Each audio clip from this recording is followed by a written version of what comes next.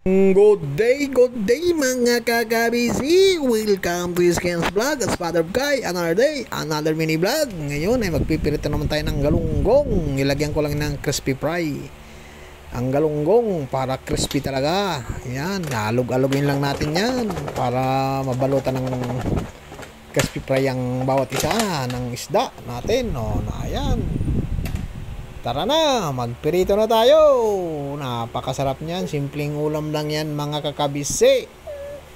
Napakasarap niyan. Tapos may kamatis saka sausawan mamaya. Ang gagawin natin ay suka with kalamansi with puyo.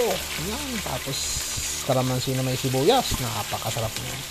Papakrispihin lang natin yan mga kakabisi para kain pati ang tinik niyan. Ayan bango. Parang fried chicken. Simpleng luto lang yan mga kakabisi. Lutong Pinoy, galunggong with kamatis. So, nakakapaka-crispy niyan, pula-pula. Salang lang yan mga kakabisi. Iniwan ko pala isa kasi hilaw pa. Medyo hindi pa luto yung isa kaya iniwan ko.